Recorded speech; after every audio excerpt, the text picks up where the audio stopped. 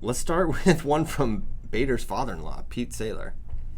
Better overall wrestling career as of now, Taylor, Dake, or Snyder? We'll let Ben take this one. Oh, every year with these questions. Every year, something it changes. Well, I mean, we're all gonna go Taylor this time because he's the one that just won. Well, yeah. No. I mean, No, JD's not. JD's sticking with Dake. He's undefeated against David Taylor. Like, whose career would you rather have? I don't know. One's an Olympic champion. This is true. And he has One's a 3 four-time world titles NCAA plus Olympic champion. title now. Yeah. Correct. What'd you say? And he's got three worlds plus an Olympic. Dake has 2. No, he's got 4 worlds. So they both got 4. Both have 4, but David has the Olympic. All of David's, are at an Olympic weight. That is notable. Sure. That you could counter now we're going back to NCAAs. So if you want to counter an Olympic title with 2 NCAA titles and say those negate each other and that they're square, you could say that. I don't know if I would. To counter the counter, while he didn't have as many titles, he had a better overall record. He had fewer losses, I believe, in his NCAA career and was more dominant through his NCAA career. And he had more Hodges in his NCAA career.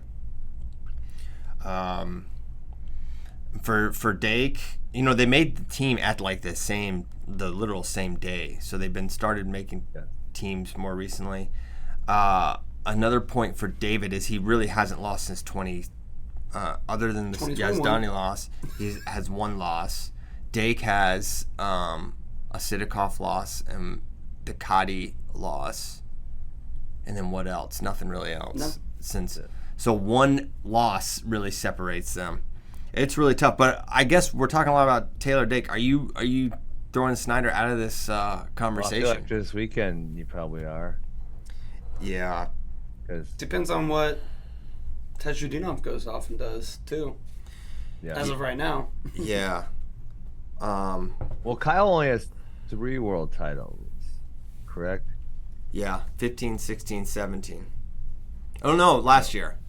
Last year. So he has 4 also. He has 4. He has 4 also. Oh, my God. It's kind of interesting. Yeah. And he's the only one with an Olympic gold and another backup Olympic medal. Yeah, so he's a 2-time Olympic medalist. Yeah. I don't know. It's a real who's. You know what, Pete? This was a trap, and I fell into it. When the dust settles, there's still got so much to do. No, I know what career I would take. You fall in this trap every single time. Kyle Dake. Who you are? Blonde one? Blonde one. The four NCAA titles and undefeated against David Taylor. Like, if you ask me whose career would I rather have, Kyle Dake. All right. He's got the trump card on David right now. Unless you want to say that the Olympic title is the trump card, but... Nah, I don't think so. I think it's 4-4. I initially said David, but I will go back and say Kyle. Flip-flopping Ben. Yeah. So it's like, all right, well, hold on. Talk me into it. I guess the question... The question was wrestling career. Yeah. Not like who would win. Because if it's who would win, do you guys still think, and it's not crazy at all, do you guys still think Dake would be able to beat David Taylor right now? I don't know. Let's just throw him in a round robin. The size is too much. Size is too much. Well, I consider it, though, if you say you give him 2 years to bulk up, and it's at like a 84 kilo or something like that. Yeah, Dake's not getting up to 84. Like he was weighing in, I'm pretty sure, the 70s when he was wrestling Jaden in the... but the thing is, why do you consider size now? He was way smaller than David at the Olympic trials in 2016. Because I think David has continued to get better and can use size to his advantage. Yeah. You would think Dake. Not that Dake hasn't continued to get better either, but... I know. It's just one of those things.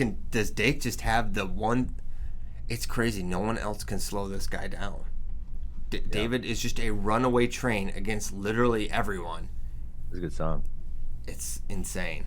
Yeah, I don't know whose career I would take. They're all pretty solid. Pretty solid.